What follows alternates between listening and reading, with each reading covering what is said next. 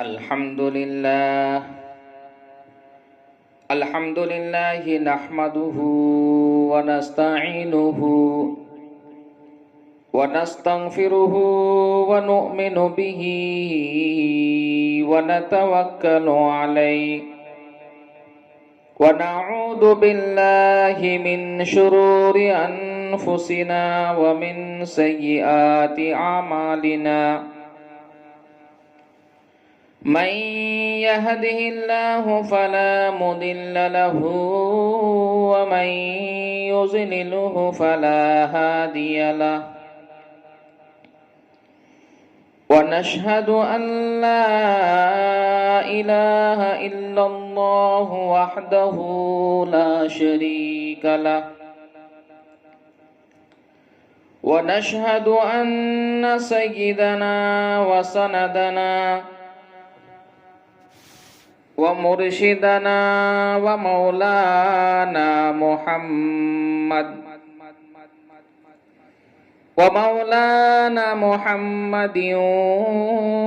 وبارك وسلم تسليما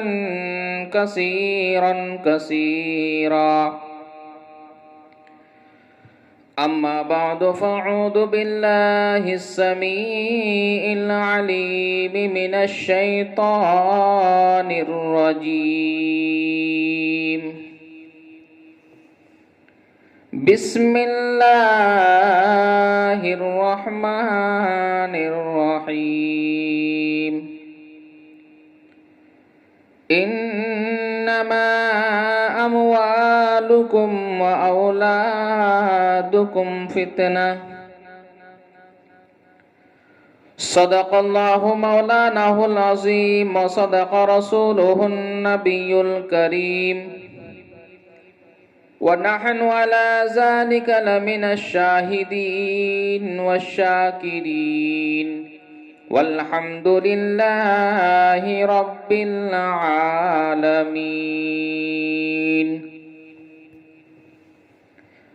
اللهم صل على محمد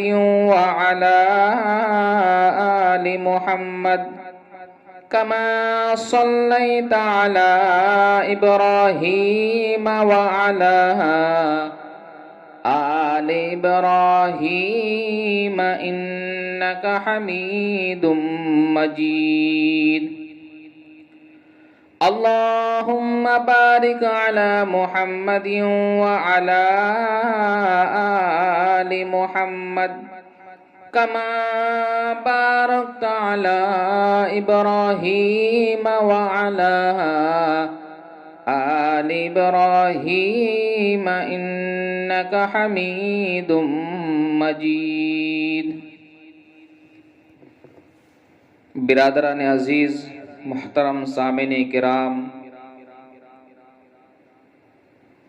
اللہ رب العالمین کا بڑا احسان و کرم ہے کہ اللہ پاک نے سارے مشغولیات سے فارغ ہو کر آج کی اس مبارک محفل میں اور اس عظیم الشان اجلاس عام میں جمع ہو کر قرآن و حدیث کی روشنی میں دو چار باتیں دین کے متعلق کہنے سننے کی توفیق عطا فرمائی ہے۔ دیکھیے اللہ رب العالمین کا کتنا بڑا احسان و کرم ہے کہ اللہ پاک نے ہم سبوں کو اسلام کی دولت سے نوازا ہے۔ خاتم النبیین، سید المرسلین، سرکار دو عالم، رحمت عالم، سرور کائنات، فخر موجودات، احمد مجتبی محمد مصطفیٰ صلی اللہ تعالی علیہ وسلم کے غلاموں میں شامل کیا ہے۔ اب ہمارا فرض ہے کہ ہم اسلام کے فطری نظام کے تحت زندگی گزاریں اور 100% مسلمان بن کر رحمت و مغفرت اور جنت کے مستحق ہوں، عزت و عظمت، شان و شوکت سے سرفراز ہوں۔ دیکھیے کہ یہ دنیا کی زندگی اور دنیا کی ساری چیزیں ہم سب کے لیے آزمائش کی چیزیں ہیں۔ ابھی میں نے آپ حضرات کے سامنے قرآن مقدس کی ایک آیت کا ٹکڑا تلاوت فرمائی، جس میں اللہ پاک فرماتے ہیں کہ بے شک تمہارا مال اور تمہاری اولاد آزمائش ہے۔ دیکھیے اللہ تبارک و تعالی مال و دولت اور اولاد کو آزمائش اور امتحان کہہ رہے ہیں، اس لیے کہ اللہ تبارک و تعالی دنیا میں مال دے کر، دولت دے کر اپنے بندے کو آزماتا ہے، ان کا امتحان لیتا ہے کہ دیکھوں تو صحیح انہیں مال و دولت دے کر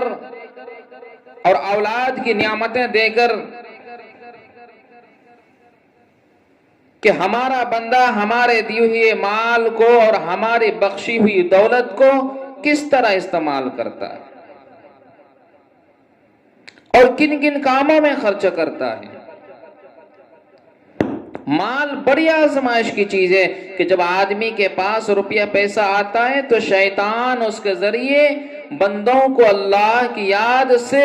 یکسر غافل کر دیتا ہے، اور انسان جتنا مال کماتا ہے اس کی حرص اور اس کی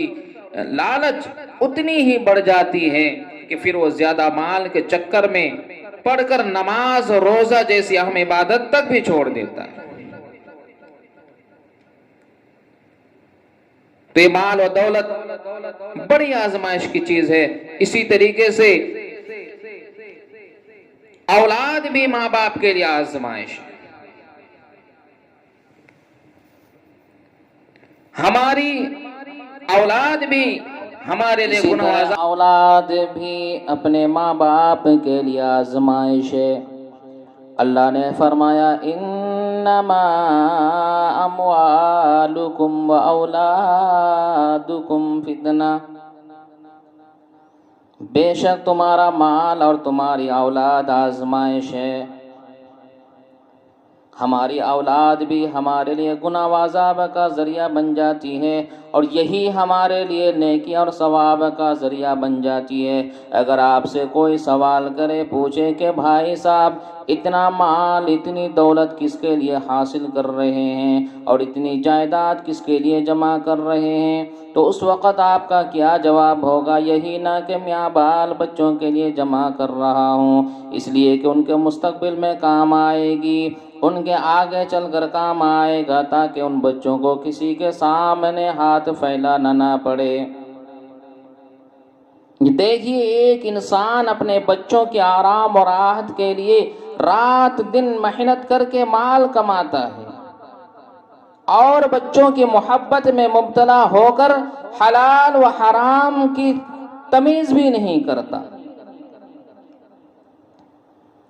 لیکن جن بچوں کے لیے مال کماتا ہے ان کی فکر کرتا ہے،